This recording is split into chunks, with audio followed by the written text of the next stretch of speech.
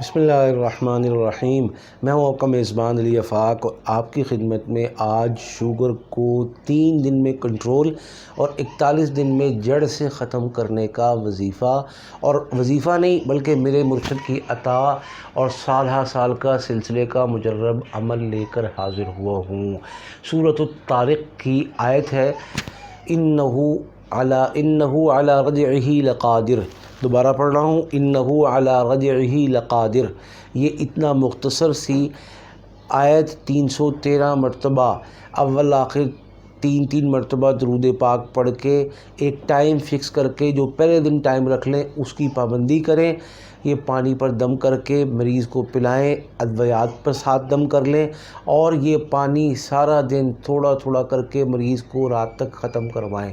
انشاءاللہ 3 دن کے اندر کتنی بھی بگڑی ہوئی صورتحال ہوگی، کتنا بھی بگڑا ہوا اس شوگر کی وجہ سے پیچیدگیاں ہوں گی، وہ پاؤں سن ہوتے ہیں، وہ کوئی زخم ہے، وہ کوئی گینگرین ہے، وہ کوئی دیگر معاملات ہیں، تمام چیزیں بہتر ہونی شروع ہو جائیں گی۔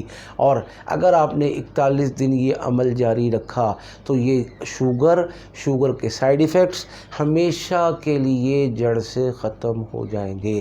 ایک اہم بات، ایک مریض ایسا ہے کہ جو خود نہیں پڑھ سکتا، وہ کافی ساری پیچیدگیوں کا شکار ہے، کافی سارے مسائل کا شکار ہے، وہ پڑھ نہیں پا رہا، تو اس کا بیٹا، اس کی بیٹی، اس کا بھائی، اس کی بہن، اس کی بیوی اور دیگر اعزاء اور احباب بھی پڑھ کر ڈائریکٹ مریض پر دم کریں، پانی پر دم کریں، ادویات پر دم کریں، اور جس جگہ کوئی سائیڈ ایفیکٹس کا اظہار ہو رہا ہے اس وقت اس پر بھی دم کر دیں۔ انشاءاللہ 3 دن میں نہ صرف شوگر کنٹرول ہوگی بلکہ 41 دن میں جڑ سے ختم ہوگی۔